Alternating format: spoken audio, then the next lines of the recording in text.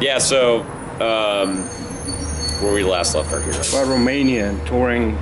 Yeah, touring in Romania. To be able to set foot in old Wallachia, where Vlad Trepes III reigns supreme. I've always wanted to visit Vlad the Impaler's castle. That's like a dream of mine. And to bring Empyrean throne to the birthplace of vampiric lore would just be such a treat, because the Romanian metal scene they're crazy for metal out there, especially black metal, and just again that dark history that has just given rise to so much just culture, Romanian culture has permeated just facets of, Western culture, American culture, we, love vampires. Vampires are cool. Oh, yeah. And that all comes from the exploits of Vlad. He was basically sold into slavery as a kid by his father, learned while basically being imprisoned by the Ottoman Turks, learned how to impale someone, and then basically came back, took over his father's kingdom, said F you to the Turks, and basically fought them out of Europe. It's insane. And yeah, the Romanian, I think there's something very special about that kind of part of the world that's just not anywhere else. It's sort of like how Iceland is this almost otherworldly place. I kind of feel like, I kind of get that sense from Romania as well. And so to set foot there and bring our brand of symphonic black metal there would be such a treat, especially in Old Wallachia would just be awesome. In the forest. In the forest, with the castle. I don't know what the hell this would cost or take or whatever, but to do a photo shoot in Vlad's castle would be awesome. Or a video. Yeah, do a music video out there. Hell, now we're talking. With some heads on poles. Yeah. Well, we'd have to play up the whole works. Cannibal Holocaust. That's right. Yeah. Bring a little bit of that Cannibal Holocaust there. Yeah. No, it's that part of the world is. I think Eastern Europe as a whole is so inherently unique. Just again, and the history, the culture that's there, the people that are there, and just their love for the arts and for the sort of subversive style of music. They like the dark stuff. They love it. It's because they've experienced it. They've lived it. They have a connection there, and it's awesome. So yeah, sign us up. Okay. Cool. Next question. Chaos Born. Your new album. What inspired you to write Chaos Born? Chaos Born. Well, we wanted to, of course, the next after Demon Seed, it was a full length. That was just the next appropriate step. We got together and we said, maybe it's time to do a full length. Really try and one-up ourselves with what we did with Demon Seed, put us out there, pitch it to a label, management, yada yada. It was the next logical step for the band, and arguably one of the biggest hurdles that a new band can face is writing the big full-length record. It's the first time it's very very grueling task. It's a monumentous kind of endeavor, and so that was just on a sort of logistical thing. What's sort of the next step? Well, let's get new material together. Okay, well, how do we want to do that? Another EP? No, we should do a full length. So very, again, just logically what you do next. What was it, why we wrote it? What inspired you most? What inspired us? I think, we were going through our own sort of transformation as individuals and as musicians ourselves during that time as well. And you see that just in the story arc, how you have this Templar who starts off at point A, believes X, Y, and Z, believes the world to be this one way that he was taught. And then by the end of the album, it's all of that has been completely shattered.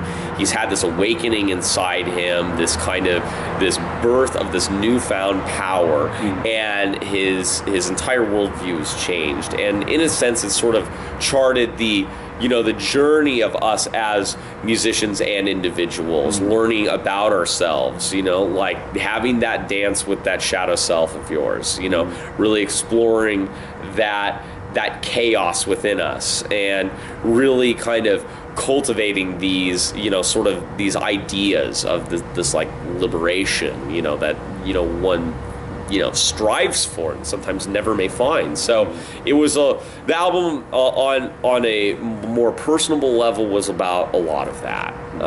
And, that kind of comes to the story. There's, we experienced all the wide range of emotion and everything that the Templar Matthias in the album experiences. So we injected our own DNA into that record as well, and how we were growing ourselves too, because the idea of this sort of worship chaos concept, it's like you don't want to us. The worst thing to do is like stagnate. When order is so ingrained into something, it doesn't grow. Having disruption, having chaos, constantly putting yourself in there, it's a means of growth and change and development. And what could seem like the absolute worst scenario one week, a month from now could be like, wow, that was the best thing that's ever happened to us. Iron sharpens iron. It's that sort of a concept. And with the ideas we were exploring, what we wanted to convey, we were growing, we were challenging ourselves. That riff's not good enough. Let's take that out. Let's put this in. I've said it before. During the writing process, like Mike was a beast, and even more so a beast in the studio too. He really put a lot of effort into that record. They're like those. That record on the guitar front, if you're to divide up who did what, like that belongs to him. He put himself out there. I didn't, rest at all when it came to lyrics. Underwent, Mick's infamous necro sprinkles, for the album too. Yeah. That like one of 4 individuals who have done that. Alongside like Nicholas Carforth and like Attila from Mayhem and his own singer, and our boy Kurt Carcass from Scarius. Yeah. So yeah, we're part of that. That elite necro sprinkles club. I have no idea what it means, but it doesn't matter. Cool. Yeah, it's a conversation for a whole nother time. But the point that I'm haphazardly trying to drive home is that it's an album about growth, about personal discovery, and that's what we set out to tell in terms of a story, and that's what was going on with us, and. With subsequent releases, you could expect to see similar kind of themes, delving deeper into some of those concepts that are on Chaos Born and really kind of opening other doors. As if you were to like walk through a wall, you kind of open a door, look in. So that looks interesting. Maybe I'll come back to that sort of a thing. So exploration.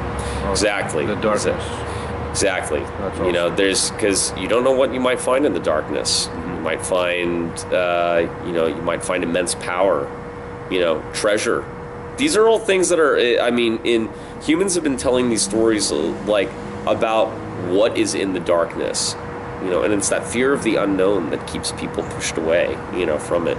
But those brave enough to look within themselves, to look into that darkness, and confront it staring back at you. It's great rewards there. And earlier you touched upon a little bit how long it took you, how long you guys have been working on the album. Yeah. As well as recording time. It was like something like 2 years. 2 years. 2 years total. Yeah. Wow. Yeah. It was a monumental undertaking. Now, some of that was because of externalities that kind of got in the way of everything. Okay. Other, sometimes it was like resource related or whatever, or just like, there's a number of things that we wrote for the album that's like, this is not good enough. Like, when we were doing Chaosborn, we listened to it, we sat around, we're like, the title track, like, went through different revisions. Usurping the Obsidian God, for example. That song had to, that song had 7 different iterations for it until we finally settled on, this is that song. This embodies that. And each time, we're perfectionists.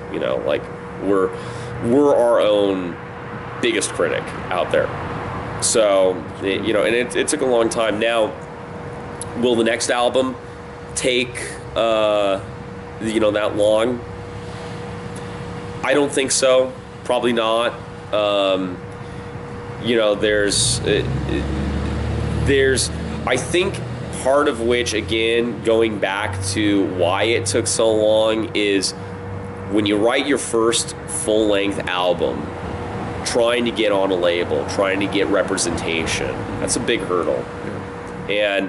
And, all of that played into that element. Now having done that, we could sort of sit back and focus, and sort of knowing that we have this really great team around us with, Marco Barbieri over at M3 Audio, Mark Mueller with Extreme Management Group, we could just kind of relax a little bit. Whereas, the sort of when you're doing everything yourself and worried about how are we going to attain this, how are we going to attain that, it's like we could focus more on the art and the craft behind it. So that's just the way it should be.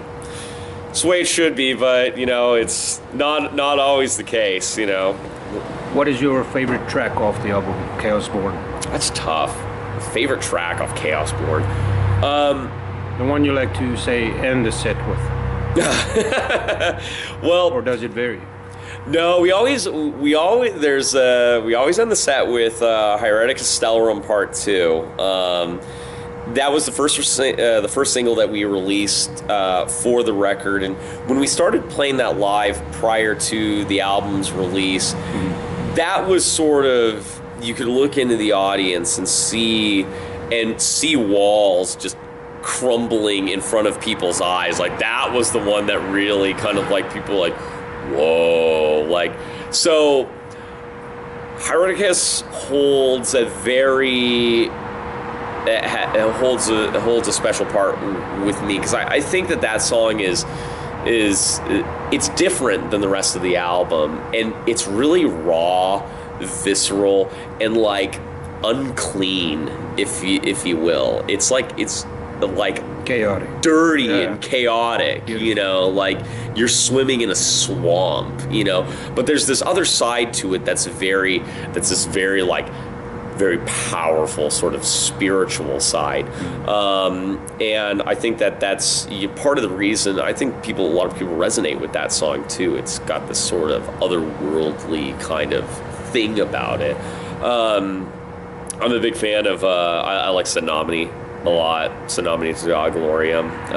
That one's awesome. We have a music video for that too, which kind of actually tackles that more Templar thematic element within the video. Very nicely done. Thank you. Who produced that? We did.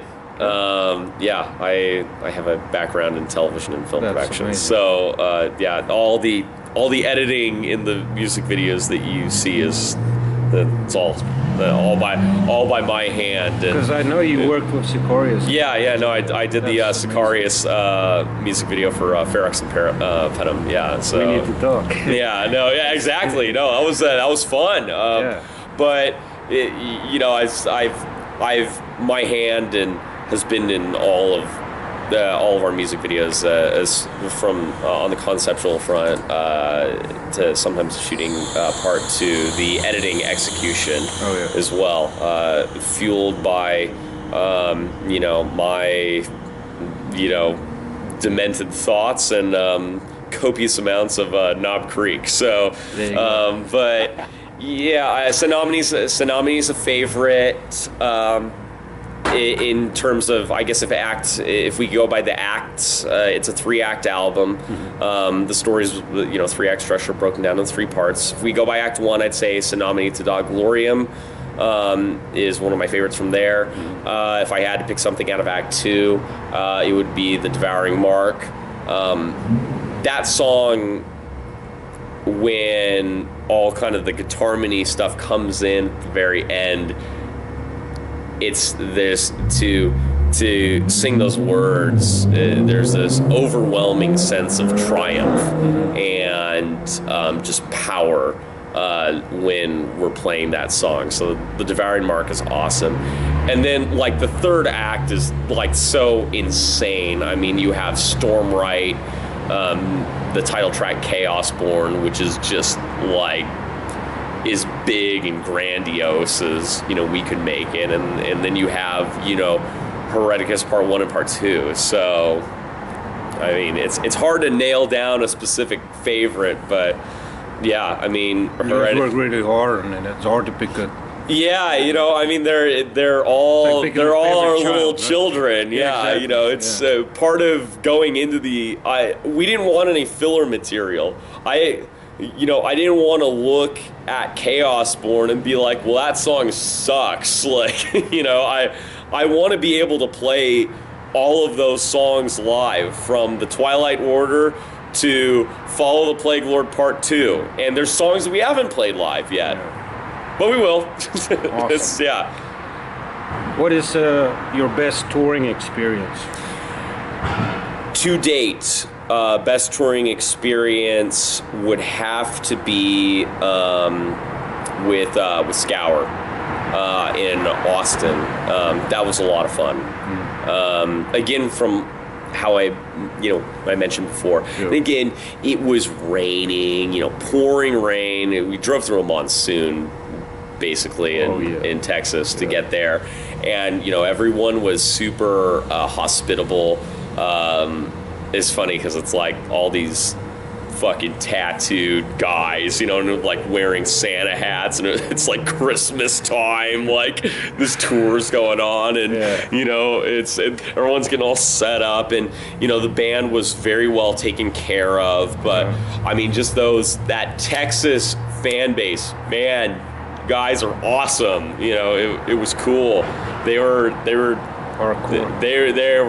crazy, and we had a lot of really good people helping us out that came out to support. Two of which I have to mention: Mitchell Swan, one of the first Legionnaires. We love you, Mitch. He, got a hotel that night so we could shower, which was like, I mean, you see the crap that we put on, it comes on every night, no budget shows, and so it's nice. To have a warm shower goes a very long way, especially on the road. And our buddy Steven, who's out in Corpus Christi, you could not have. He did a lot for us. He, was just the coolest guy to have. Bought the rig, put us up for a couple of nights. Dude, Steven, my man. He great guy, and we all got to share that experience at Scour. Like, we got last minute Wolf King and Empyrean Throne got added to perform as direct support to Scour. It was just amazing, and it was super cool. It was really cool, and just like the venue. Serendipity. Yeah, it was because we were on a festival going out there that we had structured the tour around that ended up being canceled for this, that, and the other thing. And, it's like, oh, man, what are we going to do now? And then Scour just fell into our lap, and it was like, this is awesome. So everyone that was involved, Steven, Mitch, Mark Mueller, Wolf King, Come and Take It Live, everyone, hands down, like that made that touring experience exceptionally enjoyable.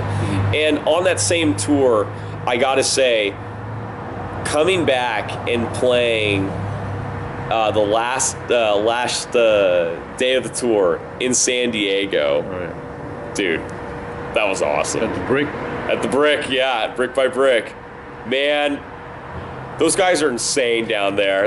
That was awesome. That was awesome seeing a lot of familiar faces and a lot of new faces. I can't speak highly enough about like the San Diego chapter. Those guys are true fucking warriors. That's awesome. Yeah, it was. I'd say those are two touring experiences that will really stand out. Tell your grandkids about. Yeah. No, tell the kids about. Yeah. Hopefully not in the near future. I don't. If you could talk to yourself at a earlier stage before you started playing music, what would you say to yourself? If I could say anything before I started playing music, what would I say to myself? Save money. Get into cryptocurrency. Bitcoin. Yeah. Buy Bitcoin. Yeah. No, it was. I would want to.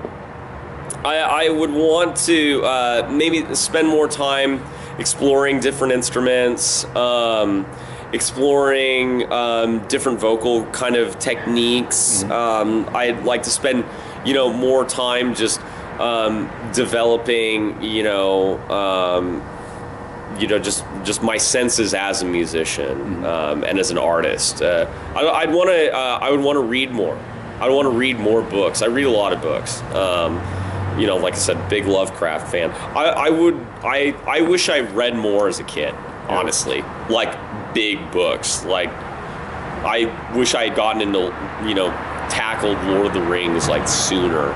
Like I wish I had read more of like the Wheel of Time series. Like it just, soak in as much literature as possible. Before high school. Because then it would be, reading for me is a very enjoyable experience. And when it comes to writing lyrics, definitely helps. I love expanding upon my vocabulary. Vocabulary. What are you poisoning me with this? So I would definitely just grow more as a musician. Explore the guitar more. Explore other instruments. Like I mentioned the sitar earlier. Yeah, definitely. Explore that. Yeah. Which I was as weird, back then as I am now. It's just maybe I'm just more eccentric. Who knows? It'll be definitely a good instrument to add to the repertoire. You're already excited about that. I am. You're practically daring me to do it now. Yeah. Groupies and hangers-on. How do you deal with that? So by hangers-on you mean what exactly? Because people's definition of groupies kind of, varies. I'm not speaking about like hardcore fans that come to every single show and worship you. Yeah. I'm talking about people who follow the band, would drive to your house. Follow you. That kind of hang. Oh. You know what I'm saying? And they wait for you outside the club before you even got there. Okay. Those kind of people. Gotcha. Yeah. We haven't had too much contact with that yet. Okay. So not as many, there isn't like, I don't know. People haven't like shown up in front of our house. Stalking stuff. Yeah, luckily, you know, getting emailed. we don't tell people where we live, you know. But I mean, we do have a lot of fans that are, you know, touched by, you know, our music, and really, you know, again, like I said, it awakens something inside them, and they get very excited, you know, and sometimes, you know, like, you guys, you know, like, whoa, like but we love those guys. We want more of those, but we haven't had any weird stalkers show up, you know, at least to my knowledge. You know, yeah, I don't know. Ask the guitarist about that. You know, they're you know, I don't know. You guys seen any undesirables jumping the fence at night? You know, coming through. You know, peeking into the kitchen. So they can only love you, man. Hey, you know, I mean, look, you know, people, groupies, hangers-on, whatever you want to call them, that wait for you hours before the venue, whatever. I want to talk to those people. I want to meet them. That's awesome. I don't think that they should be feared. Their zealotry, if anything, is commendable. Yeah. You know, we want more zealous fans. You know, I like having crazy fans. We have crazy fans now, you know. We have crazy supporters, you know. People show up and do freaking gnarly shit at like our shows. We played at Soma one time, and you know, I was like holding up, you know, our black candle that we have, and then like I looked in the audience, and other people like brought out like candles and like held it up with us. I'm like, this is awesome. Yeah. Like, A, where do they get that? B, like, all right, you know, yeah. I want to see just the complete just renouncing society at an Empyrean throne show. I want anything goes, no holds bar. So, you know, hey, show up. Nudity. Yeah, no, I want complete chaos, you know. Yeah, so if there are people who are worried about taking it to the next level, to that, you know, insane, you know, you know, get crazy, you know, get freaking, you know, bring it, man. Yeah, we're bringing it.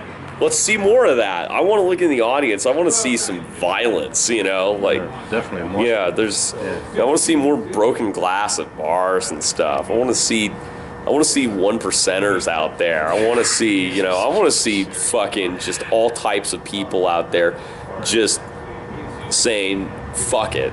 You know, let's let loose. You know, do Chaosborn. Let's do Chaosborn. Yeah. To be one of the Chaosborn bartender, you know, so maybe it'll be a drink. That'd be cool. And they could drink the Chaosborn while by listening to Chaosborn. While playing the song Chaosborn, it has to have bourbon in it though, and not that cheap shit. That would be one of the ingredients. Yeah, one of the. Well, yeah, the other would be drugs of some kind. Last but not least, question: next show. Next show. Well, next show's Empyrean throne show.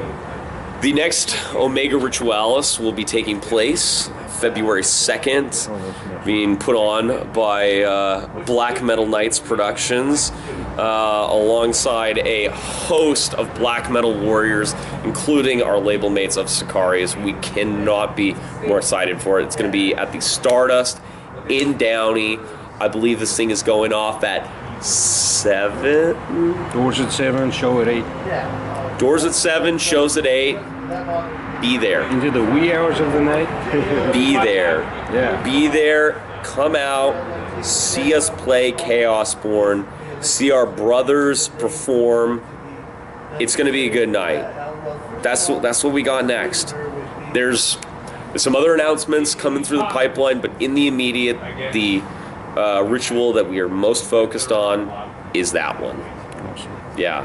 And Andrew, hey, I would like to thank you for. Hey, my man. No. Thank you for having us. Yeah, absolutely. This interview.